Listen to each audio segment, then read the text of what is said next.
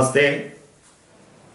ముందుగా నన్ను నేను పరిచయం చేసుకుంటున్నాను. నా పేరు Allu Venkateswararao, RRK formulations private limited, Andhra Pradesh, Eluru.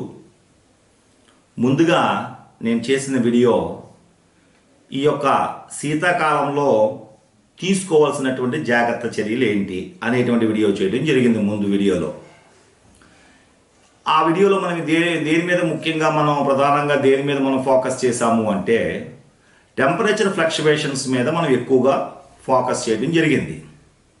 ఈ టెంపరేచర్ ఫ్లక్చువేషన్స్ వల్ల మనకి డిఓ కంప్లైంట్స్ రావడం, చేపల మీద అధికమైనటువంటి జిగురు పట్టేయడం, తద్వారా మనకి చేప యొక్క గిల్స్ క్లోజ్ అయిపోవటం, మోర్టాలిటీ సంభవించడం, ఇలాంటి పరిస్థితులు వస్తాయి అని చెప్పుకుని దానికి ఎటువంటి నివారణ చర్యలు తీసుకోవాలో, ముందు జాగ్రత్త చర్యలు ఏ విధంగా తీసుకోవాలి అనే దాని మీద మనం ముందు వీడియోలో చర్చించుకోవడం జరిగింది. ఇప్పుడు ఈ వీడియో చేయడానికి ప్రధాన కారణం ఏంటి, ఈ వీడియో యొక్క ముఖ్య ఉద్దేశం ఏంటి? ఇప్పుడు ఈ యొక్క శీతాకాలంలో చేపల రైతులు ఎదుర్కొనే ప్రధానమైనటువంటి వ్యాధులు, డిసీజెస్ మరియు వాటి యొక్క నివారణ చర్యలు. అసలు ఈ డిసీజులు రాకుండా ఉండడానికి మనం తీసుకోవాల్సిన జాగ్రత్త చర్యలు ఏంటి? మనకి ప్రధానంగా ఎక్కువ మంది రైతులు సహజంగా వాళ్ళకి ఈ గేదెలు, ఆవులు ఉంటాయి కాబట్టి మనకు సహజంగా వాళ్ళ దగ్గర గోబర్ ఉంటుంది, అంటే పేడ ఉంటుంది. ఈ పేడని వాళ్ళు ఎక్కువగా వాడుతూ ఉంటారు ప్లాంక్టన్ డెవలప్ చేయడం గురించి. దానివల్ల మనకి ఈ ఫిబ్రవరి, మార్చి అంటే మనకి వేసవకాలం వచ్చే వరకు కూడా దీనివల్ల మరొక పక్కన ఈ యొక్క టెంపరేచర్ ఫ్లక్చువేషన్స్ వల్ల మనకి పారాసైటిక్ ప్రాబ్లమ్స్ లేదా ఆర్గులస్ ప్రాబ్లమ్స్ అనేటువంటివి ప్రారంభమవడం జరుగుతుంది. అదేవిధంగా మనం ముందు వీడియోలో చెప్పుకున్నట్టు బాడీ మీద, ఏ బాడీ మీద మన యొక్క చేపల యొక్క, అది రోహు అవని, కట్ల అవని, మృగాలు అవని, లేకపోతే ఫంగస్ అవని, ఏదైనా సరే దాని మీద ఏమవుతుందంటే జిగురు ఎక్కువగా ఫామ్ అవడం జరుగుతుంది. దాంతో ప్రధానంగా మనకి వ్యాధులు వస్తాయి. మనకి మొదటిది రెడ్ డిసీజు, తర్వాత కాలుమినర్స్ అంటే తదుపరి మనకి తాటాకు తెగులు, అంటే కాలిమినర్స్ అంటే తాటాకు తెగులు. రెడ్ డిసీజ్ అంటే మనం చాలా ఈజీగా ఐడెంటిఫై చేయొచ్చు. ఈ యొక్క తాటాకు తెగులు మరియు డ్రాప్స్, ఇలాగ ఆర్గులస్ ప్రాబ్లమ్స్, ఇవన్నీ కూడా మనకి ఈ యొక్క శీతాకాలంలో మొదలయ్యి రైతులను చాలా ఇబ్బంది పెడతా ఉంటాయి, చనిపోవడం.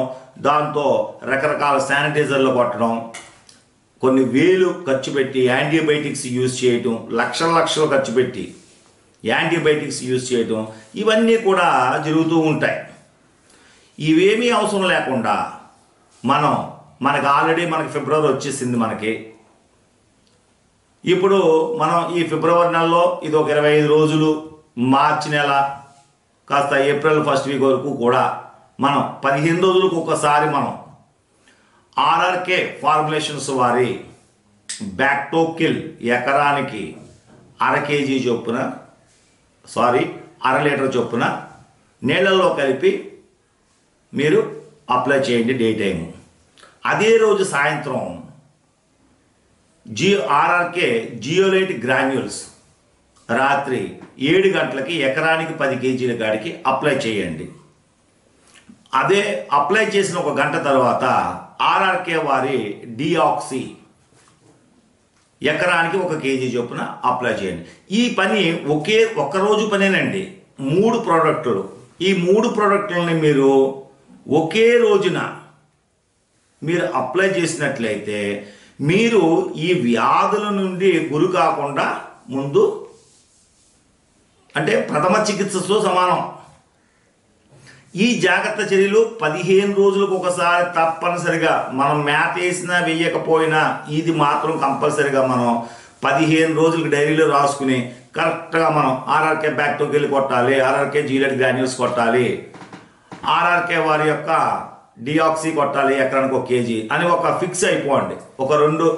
ఈ మహా అయితే ఈ ఫిబ్రవరి మార్చి నెలలో మహా అయితే ఒక 4 ట్రిప్పులు మీరు అప్లై చేసుకుంటే మీకు ఈ ఆర్గులెస్ ప్రాబ్లమ్స్ కానీ, ఈ రెడ్ డిసీజులు కానీ, ఈ తాటాకు తెగుళ్ళు, డ్రాప్సీలు, ఎటువంటి బ్యాక్టీరియల్ డిసీజులు కానీ, ఫంగల్ డిసీజులు కానీ, వైరల్ డిసీజులు కానీ ఏమీ రావు అని చెప్పేసి నేను ఖచ్చితంగా చెప్పగలను.